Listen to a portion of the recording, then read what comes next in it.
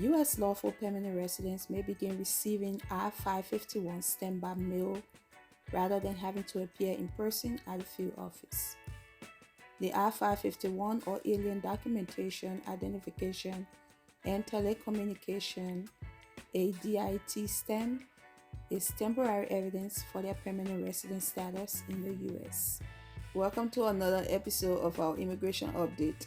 And on this platform, we bring you immigration education, stories of immigrants living the everyday immigrant life in the United States and around the world. Consider subscribing to our channel, like this video and share it to others, and turn on your notifications so you get notified every time we share a new opportunity.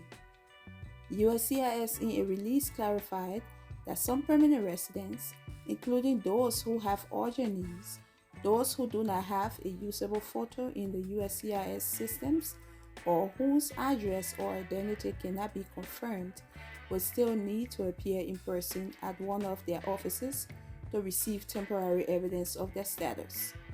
Those who may require temporary evidence of their status in the form of an ADIT stamp are legal permanent residents who do not have their green card or their Form I-90 application to replace permanent residence or green card, Form I-751 petition to remove conditions on residence, or Form N-400 application for naturalization is still pending and their green card and extension notice have expired.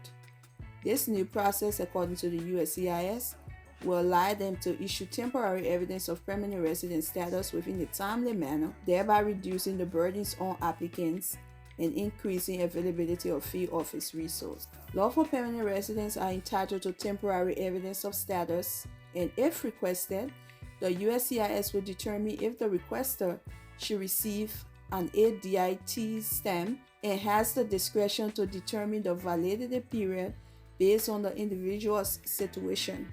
Those lawful permanent residents in need of I-51 stamp can call the USCIS contact center to request temporary evidence of status. An immigration services officer will verify their identity, their physical mailing address, and whether that address can receive UPS or FEdex express mail. They will then either schedule an in-person appointment for the lawful permanent resident, if needed, or submit a request to the USCIS field office to issue the ADIT stamp.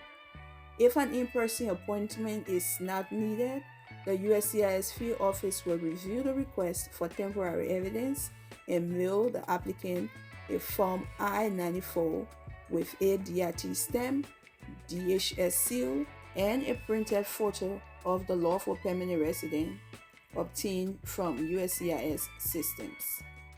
The USCIS has announced updates with immediate effect to the form and policy applying for naturalization based on military service. The policy guidance was updated in the USCIS policy manual to clarify and conform with the revision of Form N-426, request for certification of military or naval service.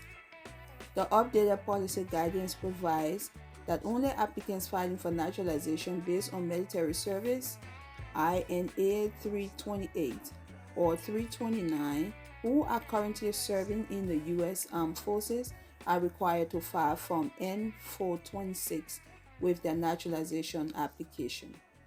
Former service members applying for naturalization under INA 328 or 329 are no longer required to file Form N-426 with their naturalization application, but they must submit a photocopy of their certificate of release or discharge from active duty, DD Form 214, National Guard Report of Separation and Record of Service, NGB Form 22, or other official discharge document for all periods of service that provides information on the type of separation and character of service.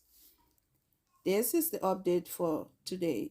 We encourage you to subscribe to this channel, turn on your notification, so you'll get notified every time we share another opportunity, because one of them could just be yours.